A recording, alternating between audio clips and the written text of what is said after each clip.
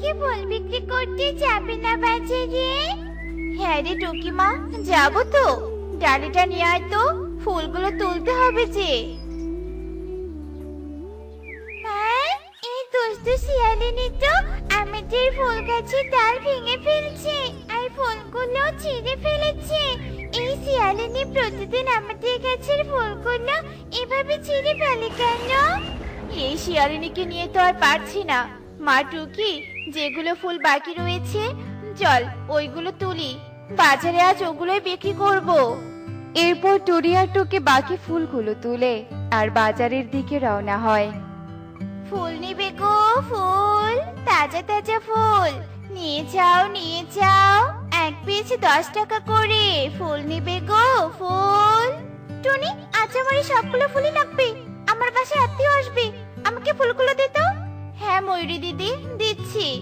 এরপর টুনি সব ফুল ময়ূরীকে দিয়ে দেয় আর টাকা নিয়ে টুনি আর টুকি তাদের বাসায় চলে যায়।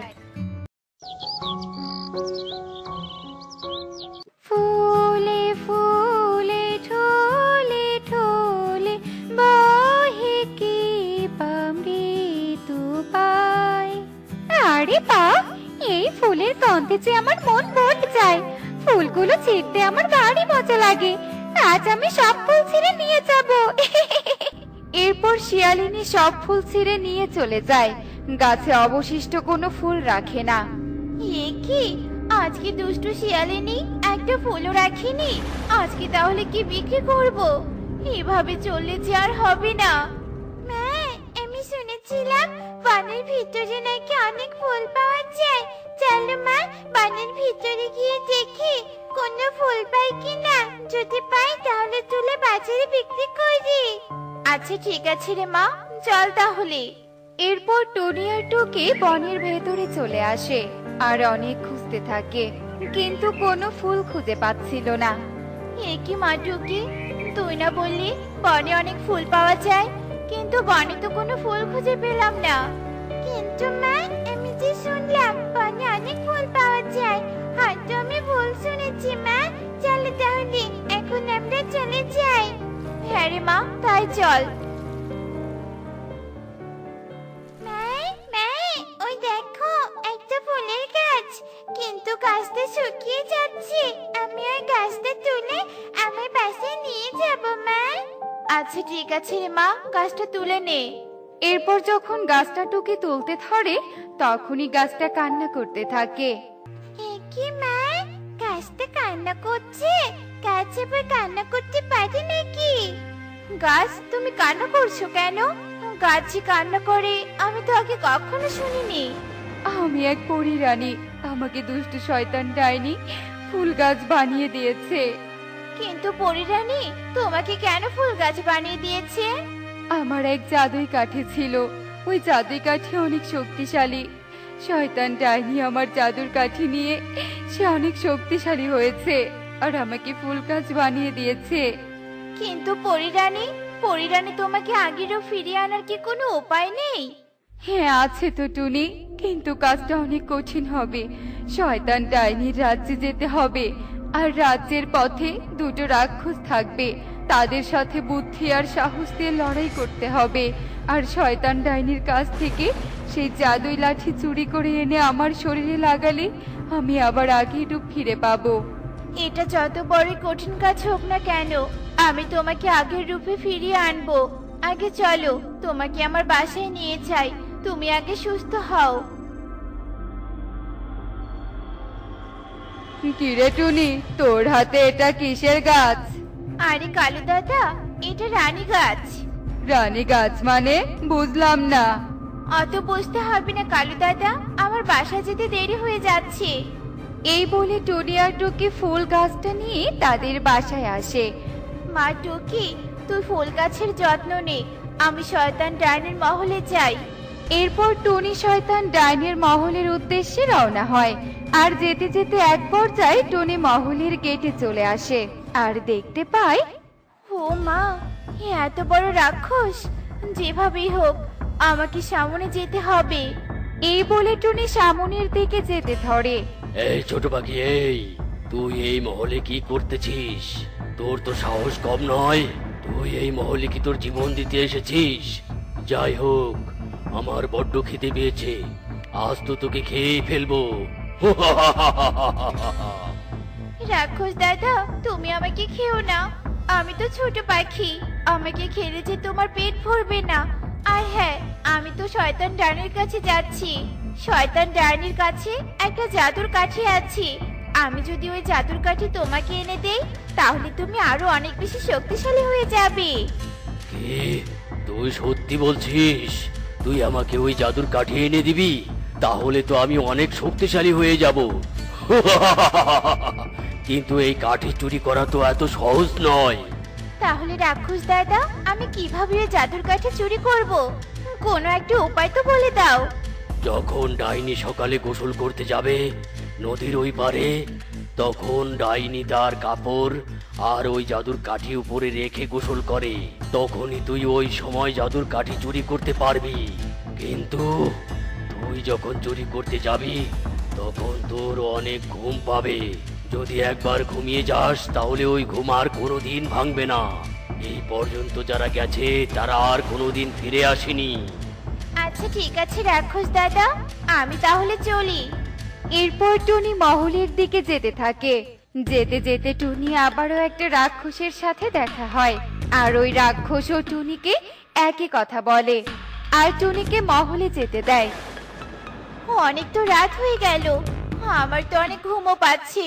কিন্তু এখন ঘুমানো যাবে না, ঘুমালে যে আর কখনোই ঘুম ভাঙবে না। সকালের অপেক্ষায় থাকতে হবে। এরপর টুনি সকালের অপেক্ষা করতে থাকে। এই তো সকাল হয়ে এসেছে, ডাইনিও গোসল করছে। এটাই সুযোগ, এক্ষুনি চুরি করতে হবে। এই বলে টুনি জাদু কাঠিটা হাতে নিয়ে নেয়। এই ছোট পাখি, তুই এটা কি করছিস? জাদু কাঠি রাখ বলছি, রাখ, এটা তুই নিস না। এরপর টুনি ডাইনির কোনো কথা না শুনে জাদু কাঠি নিয়ে সেখান থেকে চলে আসে। এ কি রে ছোট পাখি, তুই তাহলে জাদুর কাঠি চুরি করতে পেরেছিস? তোর তো সাহসের জবাব নেই রে। দে দে, এখন তাড়াতাড়ি জাদুর কাঠিটা দে তো। আমি তো এখন অনেক শক্তিশালী হয়ে যাব। আমি তো তোমাকে এই জাদুর কাঠি দেওয়ার জন্য চুরি করিনি রাক্ষস দাদা। আমি তো এই জাদুর কাঠি তার আসল মালিককে দেওয়ার জন্য চুরি করেছি। এরপর টুনি ওই জাদুর কাঠির সাহায্যে রাক্ষসকে ভস্ম করে দেয়। আর টুনি আবারও সামনের দিকে এগোতে থাকে। পথে আবার আরেক রাক্ষসের সাথে দেখা হয়ে যায়। টুনি ওই জাদু কাঠি দিয়ে তাকেও ভস্ম করে দেয়। আর জাদু কাঠি নিয়ে টুনি তার বাসায় চলে আসে। আর সেই জাদুই কাঠি ফুল গাছে ছোঁয়াতেই সাথে সাথে ফুল গাছটা পরিরূপে ফিরে আসে। ধন্যবাদ টুনি, তুমি আমার জীবন বাঁচিয়েছো। তোমার সাহস আর বুদ্ধির কোনো তুলনা হয় না। তুমি অনেক ভালো পাখি। তুমি আমার জীবন বাঁচানোর জন্য আমি তোমাকে উপহার দিতে চাই। বলো টুনি, তুমি আমার কাছে কি চাও? তুমি আমার কাছে যা চাইবে আমি তোমাকে তাই উপহার দিব। পরি রানী, আমি তোমার কাছে সেরকম কিছুই চাই না। এরপর টুনি পরিরানীকে সব কথা খুলে বলে। ঠিক আছে টুনি, তুমি এই ফুল গাছগুলো নাও। এই ফুল গাছগুলো যেমন তেমন নয়, এগুলো জাদুর গাছ। এই ফুল গাছগুলো ওই দুষ্টু শিয়ালিনীকে তার উচিত শিক্ষা দিবে। এই বলে পরিরানী সেখান থেকে চলে যায়। কি, এই ফুলগুলো এত বড় বড় হচ্ছে কেন? এত বড় হা করে আমার দিকে আসছে কেন? আমাকে গিলে খাবে না তো? কে আছো? আমাকে বাঁচাও। টুনি, বাসায় আছিস? আমাকে বাঁচা, আমার ভুল হয়েছে, আমাকে ক্ষমা করে দে। আমি আর কখনো তোর গাছের ফুল ছিঁড়বো না, আর নষ্টও করব না। দেখলে তো শিয়ালিনী দিদি, অন্যের ক্ষতি করলে নিজের কি পরিণতি হয়। তাই যাই হোক, তুমি তোমার নিজের ভুল বুঝতে পেরেছো, এটাই অনেক। এরপর টুনি শিয়ালিনীকে ক্ষমা করে দেয়। আর শিয়ালিনী কখনোই ফুল ছিঁড়তে আসে না। আর টুনি আবারও বাজারে ফুল বিক্রি করতে থাকে। একি আঙ্কেল, তুমি ইগল আঙ্কেলের কাছ থেকে লিচু চুরি করছো কেন? তুমি জানো না চুরি করা মহাপাপ? এই কে রে, কে কে আমার লিচু গাছের নিচে কে? এরপর ইগল লিচু গাছের নিচে চলে যায়। এই, তোরা আমার লিচু গাছের নিচে কি করছিস? লিচু চুরি করার বুদ্ধি করছিস না তো? তাই ইগল আঙ্কেল, আমরা লিচু চুরি করতে আসিনি। তোমার কাছে লিচু চুরি করেছে ওই কালো আঙ্কেল। দেখো দেখো, এখনো গাছের উপরে উঠে আছে। বজ্জাত কালু, কাজ করে রোজগার না করে অন্যের কাছের ফল চুরি করছিস? তোকে তো আজ আমি। এরপর ইগল যেই না একটা লাঠি হাতে নেয়, তখনই কালু ভয় পেয়ে কাছ থেকে পালিয়ে যায়। ওরে বাবারে, একটুর জন্য প্রাণে বেঁচে গিয়েছি। বজ্জাত মেয়েরা যদি ঈগল দাদাকে না বলে দিত, তাহলে ঈগল দাদা আমাকে দেখতেই পেত না। আমাকে ধরিয়ে দেয়া, এবার দেখ আমি তোদের কিভাবে বিরক্ত করি।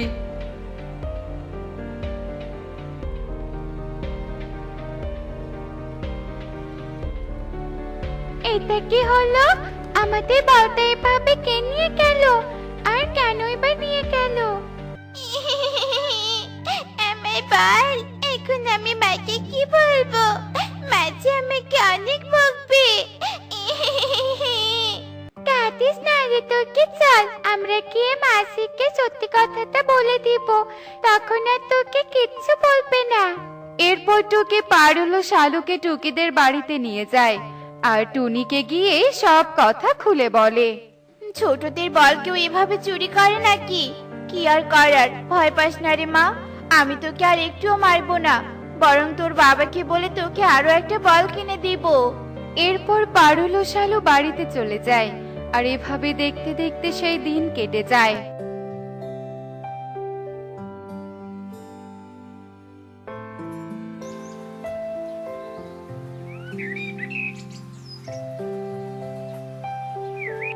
এই যে, তোরা কলা খাচ্ছিস, আমাকে একটা কলা দিবি? কে তুমি? আর এত বড় পাখি হয়ে ছোটদের খাবার চেয়ে খাচ্ছ কেন? এই আঙ্কেলটা আমাদের কলাতে লোভ দিচ্ছে রে খরগোশ। বানর ছানার কথা শুনে কালু বানর ছানাকে অনেক জোরে একটা থাপ্পড় দেয় আর তাড়াতাড়ি করে সেখান থেকে পালিয়ে যায়। বজ্জাত আঙ্কেল আমাকে অকারণে মেরে গেল, আমি এক্ষুনি গিয়ে মাকে বলে দেব। আমাকে নাকি কলা দিবে না, একটা থাপ্পড় মেরে চলে এলাম কেমন? এ কি কাণ্ড, টমেটোটা ওভাবে আমার দিকে তেড়ে আসছে কেন? ওরে বাবা, ভূত নাকি? এ কি, এভাবে কে হাসছে? আশেপাশে তো কাউকে দেখতে পাচ্ছি না। আমরা আঙ্কেল, আমরা পিঁপড়ার দলেরা তোমাকে দেখে হাসছি। তুমি কিনা সামান্য একটা সবজির ভয় লুকিয়ে আছো। পিঁপড়াদের কথা শুনে কালু গাছের আড়াল থেকে বেরিয়ে আসে। ইয়ে মানে, না মানে, মোটেও আমি ভয় পাইনি। তা তোমরা এত বড় টমেটো নিয়ে কোথায় যাচ্ছো? আমরা সবাই মিলে শীতের জন্য খাবার সংগ্রহ করছি। তুমি তো শীতের জন্য খাবার সংগ্রহ করো, তা না হলে শীতের দিনে বাইরে বেরোতে পারবে না। এরপর পিঁপড়ার দলেরা টমেটোটা নিয়ে চলে যায়। হঠাৎ তাদের মধ্যে একটা পিঁপড়া অসুস্থ হয়ে মাটিতে পড়ে যায়। তৎক্ষণাৎ তার সঙ্গীরা তাকে ছেড়ে চলে যায়। আমি আর চলতে পারছি না, এত দূর থেকে খাবার সংগ্রহ করতে করতে পায়ে প্রচন্ড ব্যথা হয়ে গিয়েছে। আঙ্কেল, ও আঙ্কেল, আমাকে একটু বাড়িতে পৌঁছে দিবে? ঠিক আছে, তুই ওই বড় পাতার ওপর গিয়ে বস, আমি তোকে নিয়ে পৌঁছে দিয়ে আসছি। এরপর কালু তার পিঠে করে পিঁপড়াটাকে বাড়ির সামনে পৌঁছে দেয় আর এভাবে দেখতে দেখতে সেই দিন কেটে যায়।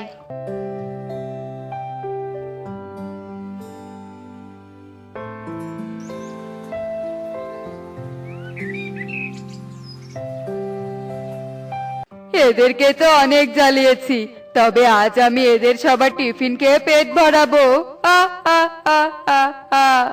তুই এত পথ পাড়ি দিয়ে রোজ স্কুলে যেতে ভালোই লাগে না।